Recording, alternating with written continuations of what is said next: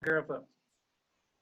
Então, boa noite a todos. Nós vamos dar a continuidade ao conteúdo que a gente já começou, né? A gente está falando de modificação da Constituição, a proteção da Constituição e os limites que nós temos no nosso ordenamento jurídico, os mecanismos que a gente tem dentro da Constituição Federal que possibilitam a própria alteração dela. Nós já falamos que isso decorre, né, lá do poder constitucional originário, né? Nós temos todo um ordenamento a ser seguido e nós temos lá mecanismos que possibilitam essa mudança, né? A gente vai ver que a nossa Constituição, por ela ser extremamente detalhada, escrita, ela tem certos nuances que permitem essa mutação dela, tá? Então, o que a gente precisa primeiramente refletir é que essas mudanças ocorrem porque a própria sociedade muda, né? Mudanças sociais, mudanças de política econômica, a pressão social popular por novos mecanismos, novas necessidades que as pessoas possuem. Então, a Constituição, ela, embora ela seja rígida, ela não pode ser nunca uma Constituição estática, tá? Então, nossa Constituição, ela é dinâmica, né? E ela tem, ao longo do tempo, a sua evolução natural, beleza? Nesse sentido que a gente fala, né? As constituições escritas, como a Constituição Federal do Brasil, elas têm variáveis de rigidez, tá? Então, o texto constituinte, o constituinte originário, ele vai dizer quais são essas possibilidades de mudança na nossa Constituição, tá? Então, como a gente viu lá na primeira aula, o poder constituinte originário, tá? Ele mesmo faz a previsão do poder constituinte derivado, que vai possibilitar todas as reformas que ocorrem posteriormente ao texto inicial. Bom, qual que é a ideia que fundamenta isso? A ideia é que o poder constituinte derivado, ele é uma continuidade do poder constituinte originário, ou seja, o texto da Constituição, ele não se terminou lá em 1988, tá? Então, essa continuidade do texto é que permite essas mudanças, tá? Então, essas mudanças, ela vem para acompanhar a sociedade e após 88 nós vamos tendo o aperfeiçoamento dessa nossa sociedade, tá? Dito isso, é importante a gente perceber que os limites constitucionais impostos a esse poder derivado de reforma, eles estão sempre presos aos direitos fundamentais, né? Então, vocês sabem que dentro do direito comparado, nós pegamos lá nossos direitos humanos, e quando esses direitos humanos passam a ser positivados, eles adquirem essa denominação de direitos fundamentais, tá? E nós temos em todo o nosso artigo 5º os nossos principais direitos fundamentais, né? É um rol bastante exemplificativo, mas ele não exclui outros direitos, como a gente já viu, né? Com as emendas constitucionais, novos mecanismos estão entrando a todo momento na nossa Constituição, né? Tivemos lá o parágrafo 3º e o parágrafo 4º, né? Duas emendas constitucionais importantes que ampliaram os direitos fundamentais para todos aqueles que estiverem vinculados a tratados e convenções internacionais, desde que o nosso Congresso Nacional lhes recepcione, né, e eles passem a integrar o texto constitucional. Da mesma forma, nós vimos lá que no parágrafo 4º do artigo 5º adentrou ao nosso ordenamento a possibilidade do Tribunal Penal Internacional, né, para julgamentos de alguns crimes contra a humanidade, enfim.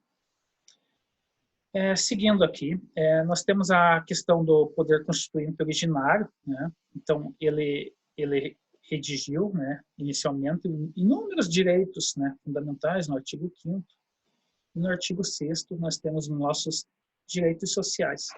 Percebam que ao longo do tempo nós tivemos muitas alterações. Se vocês pegarem o texto, abrindo lá o site da Presidência da República, planalto.gov, vocês vão ver todas as emendas constitucionais que foram alterando o texto inicial de 88. Tá? Percebam que, no que concerne os direitos sociais do artigo 6º, nós tivemos a inclusão mais recente de alimentação como um direito social e moradia. Tá? Então, a gente tem que perceber que a nossa Constituição ela é detalhada e ela é um fim a ser buscado, né? Ela não é um fim acabado. Porque a maioria das normas constitucionais, muitas delas são normas programáticas, ou seja, são normas que o direito constitucional brasileiro deverá buscar, né? Atender essas demandas da sociedade como um todo. Então, se a gente for ver os direitos sociais, nem todo mundo tem uma alimentação saudável, né? Nem todas as pessoas têm direito à alimentação, 3 refeições por dia, diariamente. Nem todas as pessoas têm uma moradia digna, né?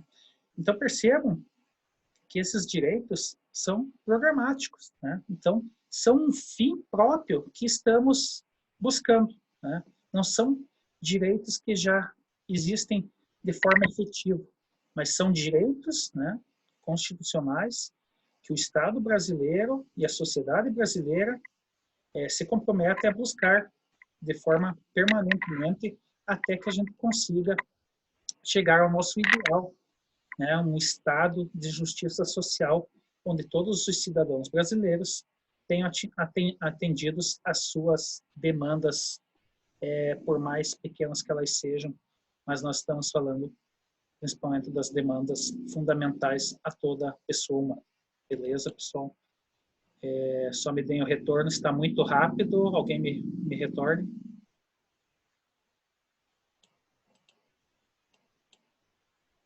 Para mim tá ótimo, professor. Tá tranquilo? Beleza. Tá tranquilo. Se tiver alguma dúvida muito importante, tá? Podem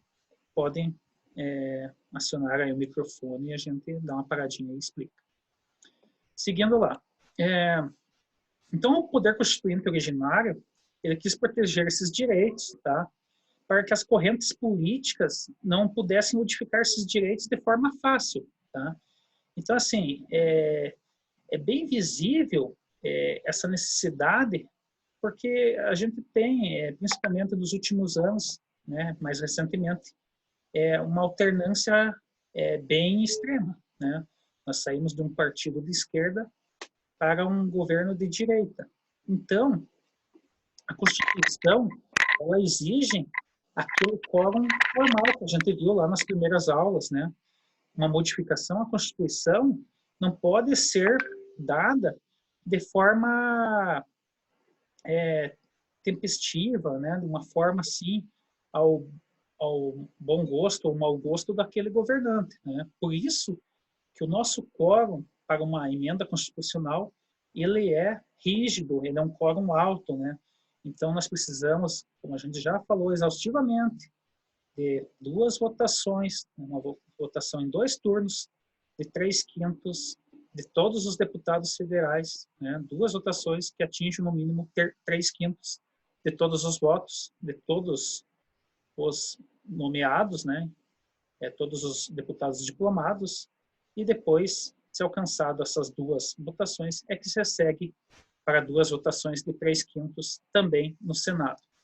Então, assim, para que o governo da situação consiga realmente aprovar uma emenda constitucional, é preciso que ele forme a chamada maioria. Caso contrário, ele não vai conseguir modificar nenhum dispositivo, seja um artigo, seja um parágrafo, uma linha da Constituição. Tá? Aí que está a importância da formação de maioria para que aquele governo, né, em exercício, consiga colocar essas alterações na sua forma de visão, né, e consiga transformar a Constituição dentro daquele pensamento dele, tá? Então, é importantíssimo esse quórum elevado, tá? É um quórum qualificadíssimo, e esse quórum é que garante que a nossa Constituição não tenha tantas emendas como desejam os governantes, apesar que nós já estamos na emenda 105, né? Desde 88 já tivemos muitas alterações, tá? Diferentemente de constituições mais enxutas, né? Como a norte-americana. Evidentemente, isso não é um demérito do Brasil, né? Mas isso se deve, evidentemente, à questão de que o Brasil tem uma Constituição muito detalhada, né? Então, a gente fala muitas vezes, você quer falar de direito tributário, direito penal, direito civil, todos os ramos do direito vão desaguar de alguma forma ou outra na Constituição Federal Brasileira, né? Então, praticamente todos os ramos do direito você vai encontrar na Constituição Brasileira, né? Ainda que de forma principiológica, mas vai estar lá de uma forma muito forte, né? Então, vocês principalmente daqui a pouco vão estar fazendo um trabalho de conclusão de curso, vocês vão ver que qualquer linha de direito que vocês escolhem acaba de uma forma desaguando no direito constitucional, tá? Então, voltando aqui,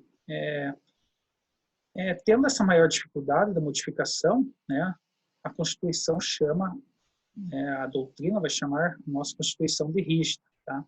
E isso é decorrente dessa evolução social que vai permitir que as alterações ocorram, tá?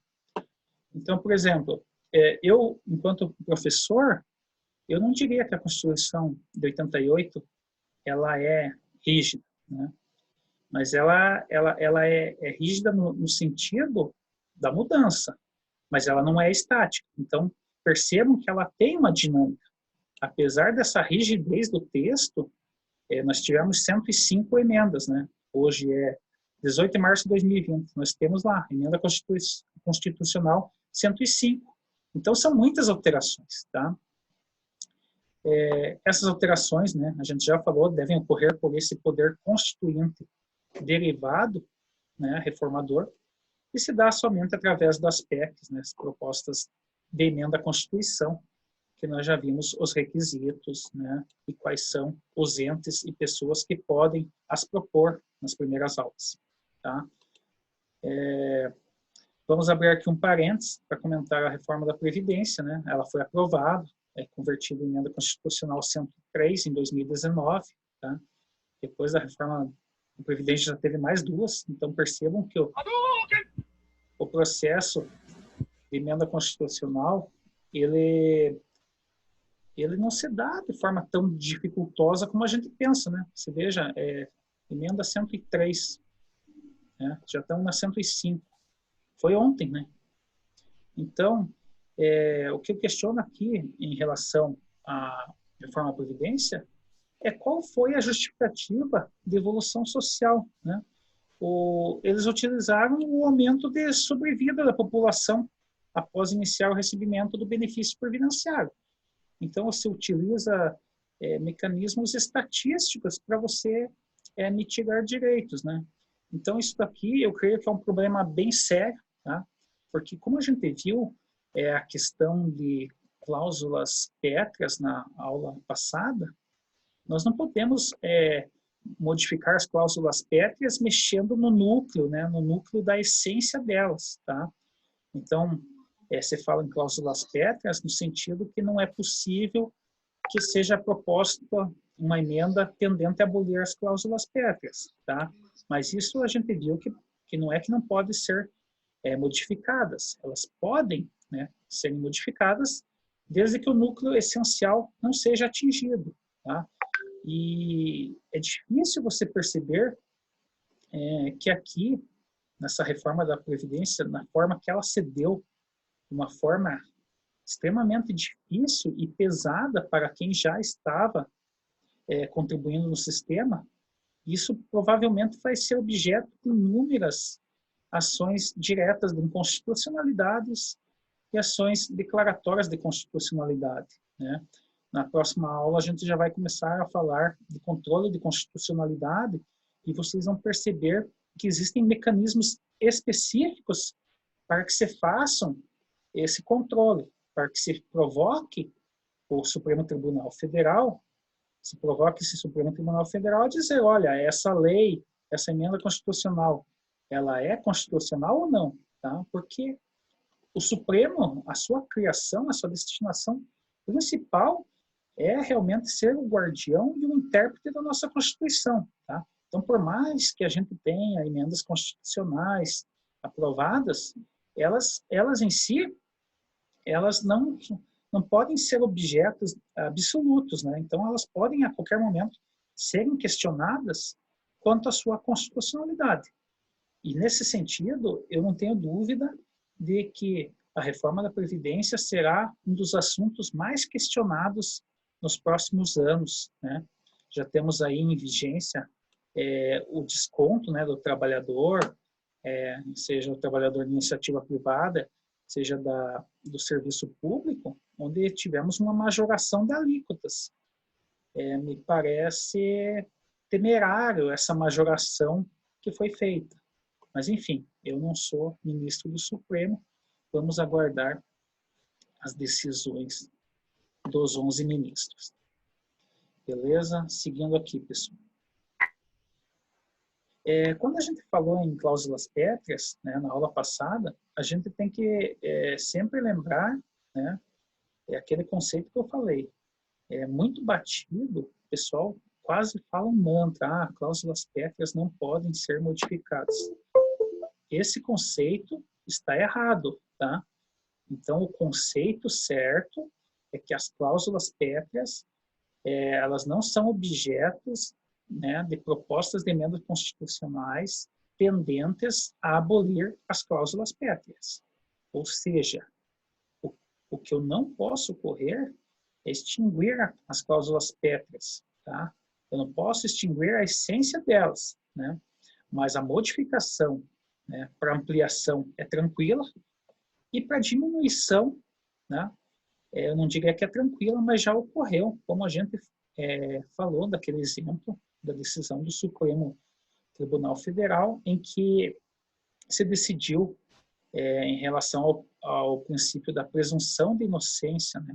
O princípio da presunção de inocência permanece, né? Porque ele é a essência, né, do direito fundamental, porém foi mitigado, em que pese o entendimento atual de que após uma condenação em segunda instância, eu já posso iniciar a execução da pena, né? O que nós tínhamos antes? Nós tínhamos praticamente até uma quarta instância, né? Então, o cidadão era condenado em primeira instância, era condenado em segunda instância, seja no Tribunal de Justiça ou no Tribunal Regional Federal, e ele seguia em liberdade, sendo condenado novamente no STJ e na quarta instância o STF, tá?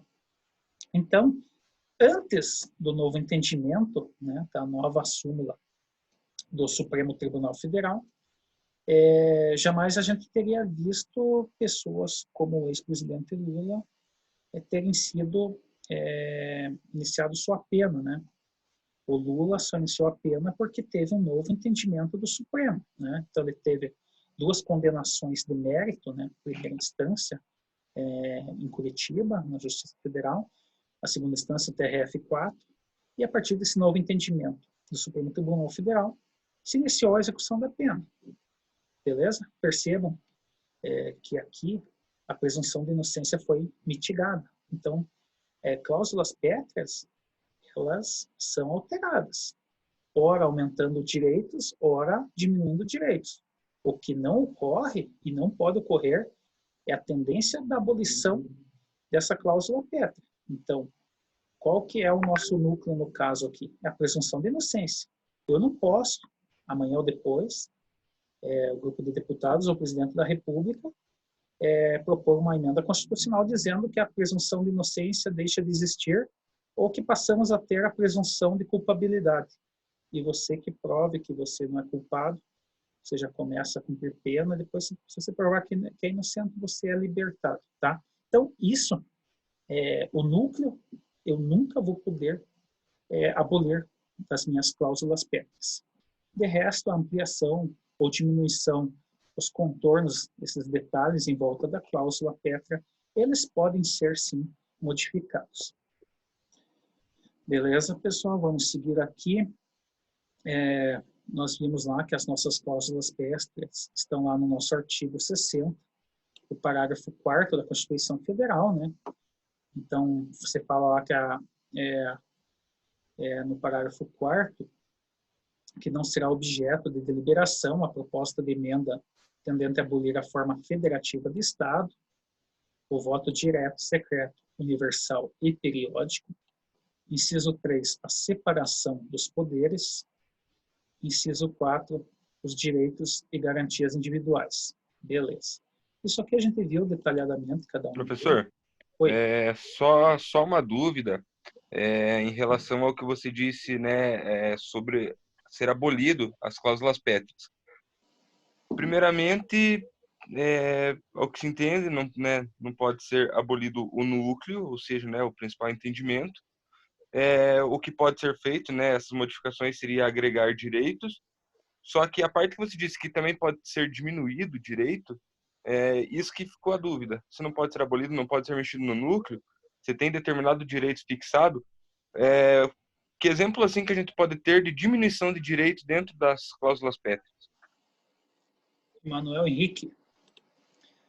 Foi justamente o exemplo que eu acabei de mencionar, né, que foi a decisão do Supremo em relação à presunção de inocência e execução da pena, né?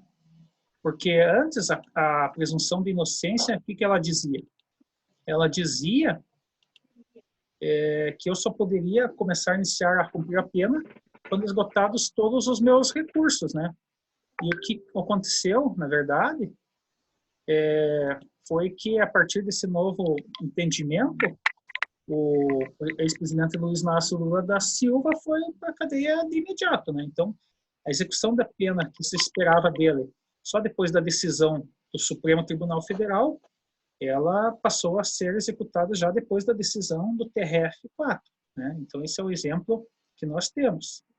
Até então, não se cogitava essa possibilidade de reduzir um direito, mas como o Supremo é o intérprete da Constituição, ele relativizou essa presunção de inocência, né? E como a presunção de inocência está lá dentro do artigo 5º, né, como um direito e garantia individual, até então não se tinha essa possibilidade de eu imaginar a redução da presunção de inocência. Aí vem o Supremo e disse, não, essa presunção de inocência é relativa. Se a pessoa tiver 2 condenações, né, de mérito, né, ela já passa a ser relativizada e o juiz da execução penal ele já pode iniciar, né, pedir o início do cumprimento da pena e a pessoa continua, né, com a presunção de inocência, mas começa a cumprir a pena e, enfim, aí que nós tivemos, né, não sei se consegue perceber, a diminuição de um direito e garantia, né. Para mim é bem claro, né, se eu ia esperar só o Supremo decidir, né, e eu me vejo numa situação que eu não preciso mais esperar o Supremo decidir, eu sou recolhido ao cárcere antes desse trânsito em julgado, é uma diminuição desse direito. Respondeu a tua pergunta? Não, respondeu sim, professor. É que tinha só pairado, né, essa dúvida em relação à presunção de inocência. Agora ficou claro. Beleza? Vamos lá, pessoal. Mais alguma dúvida? Tá, vamos seguir. Bom, continuando aqui no nosso artigo 60, vocês podem olhar lá quem estiver com a Constituição, ou olhar depois, o artigo 60, o parágrafo 5º, ele fala que a matéria constante de proposta de emenda rejeitada ou havida por prejudicada não pode ser objeto de nova proposta na mesma sessão legislativa. Pois bem, o que esse dispositivo está dizendo para nós? Está dizendo o seguinte, eu pego lá aquele conjunto, né, aquele 1/3 de senadores ou 1/3 de deputados e apresento uma proposta de emenda constitucional, tá? Vamos dizer que eles apresentam uma proposta dizendo que homens e mulheres deverão se aposentar ambos com 100 anos. Tá? O que ocorre? Digamos que esse projeto ele vai passar pelas comissões e digamos que ele seja rejeitado, né? Então, vamos dizer que eles permaneçam a ideia, não, que a mulher tem que se aposentar 5 anos antes, tá? Então, pode sofrer emendas, a mulher se aposentar com 95 anos e o homem com 100, tá? Mas pode ocorrer de simplesmente rejeitarem por completo esse dispositivo, tá? Então, se essa PEC for apresentada em 2020 e for rejeitada ou prejudicada, arquivada, seja o motivo que for, ela não for para frente, esse mesmo assunto não poderá ser apresentado por um outro grupo de senadores, nem pelo presidente da República, tá? Então, esse dispositivo do artigo 5º, ele vem garantir que determinada temática só seja objeto de proposta uma vez por ano, tá? Então, a sessão legislativa, ela de 2020, eu não posso propor o mesmo assunto 2 vezes. Se uma vez for rejeitado esse assunto, seja qual assunto for, pessoal, uma vez rejeitado determinado assunto de matéria constitucional, esse dispositivo me diz que só na próxima sessão legislativa, ou seja, só em 2021, novamente, outros senadores ou outros deputados ou presidente da República poderá propor o mesmo assunto para discussão e aprovação. Acho que deu para entender. Pessoal, a questão teleológica, interpretação, isso aqui, o pessoal tem que dar uma estudadinha a mais, porque a nossa Constituição ela é bem técnica na forma que ela é redigida, tá? Continuando, né? A questão da Constituição, né? A gente falou lá, aquela discussão polêmica no final da aula, que a gente falou que a cláusula Petra lá, ela fala em garantias de direitos individuais, né? Então, lá no inciso 4, vamos lá, deixa eu só achar aqui, pessoal. Parágrafo 4º, inciso 4, né? Ele fala que não será objeto de deliberação a proposta de emenda tendente a abolir os direitos e garantias individuais, tá? Então aqui, vocês devem lembrar que eu falei que existem 2 correntes, né? A primeira corrente vai falar que a interpretação deve ser textual, né? Gramatical, literária, que quando o poder constituinte originário definiu direitos e garantias individuais, ele se referiu aos nossos direitos e garantias individuais previstos dentro do artigo 5º, né? A maioria deles se confunde com direitos fundamentais. E deste modo, nessa primeira corrente de interpretação, todos os direitos sociais que estão elencados no artigo 6º não estariam abarcados como cláusula pétrea. Essa é a primeira corrente, né? A primeira corrente, né, ela interpreta textualmente o que está escrito. Tá? E a segunda corrente, ela vai dizer que não, que aqui, na verdade, quando o poder constituinte originário falou os direitos e garantias individuais, ele disse menos do que ele queria. Então, num conceito teleológico sistemático, tá, nós temos que perceber que os direitos sociais, eles estão no mesmo patamar de importância dos direitos fundamentais, né? Então, essa segunda corrente me parece mais coerente de ser adotada, mas é evidente que vocês devem conhecer as duas, né? Principalmente porque vocês em breve serão avaliados, né, no exame de OAB, e quem partir para a carreira de concurseiro, né, que é uma das carreiras bem fortes hoje no país, né, vai ter que saber essas diferenças, porque numa prova escrita, você demonstrar que conhece as 2 correntes já é um diferencial, né, na sua avaliação, na sua aprovação. Eu, particularmente, creio que a segunda corrente é a mais correta, né, porque se nós não concebermos os direitos sociais como cláusulas pétreas, amanhã ou depois aparece lá um deputado, lá um senador, e vai começar a mitigar direitos, né? Então, vai dizer que a moradia não é mais um direito, que a alimentação não é mais um direito, que o transporte público não é mais um direito. E quando a gente for ver, né, eles começam a revogar direitos sociais quando nós formos perceber nós só teremos as contas, né, para pagar do Estado. Até porque a gente fala aqui em direito constitucional que a gente tem que perceber que a razão de existir do Estado, né, é justamente a questão dos serviços públicos, né? Porque se todos nós tivéssemos condições de pagar uma Unimed, de acessar, enfim, escolas particulares, enfim, tudo ter o seu próprio segurança armado na porta de casa, se todos nós tivéssemos condições de se garantir por si só, sem depender do Estado, por que a gente ia ter o Estado, né? Então, por que a gente ia pagar tanto imposto se a gente não precisa de segurança pública, se a gente não precisa do SUS, se a gente não precisa das universidades públicas? Então, vejam que o nosso conceito de Estado não é uma benesse, né? Tudo aquilo que a gente tem de retorno, seja um serviço público de qualidade ou ineficiente, seja um serviço razoável, esse retorno, ele não é de graça, ele custa e custa muito caro, né?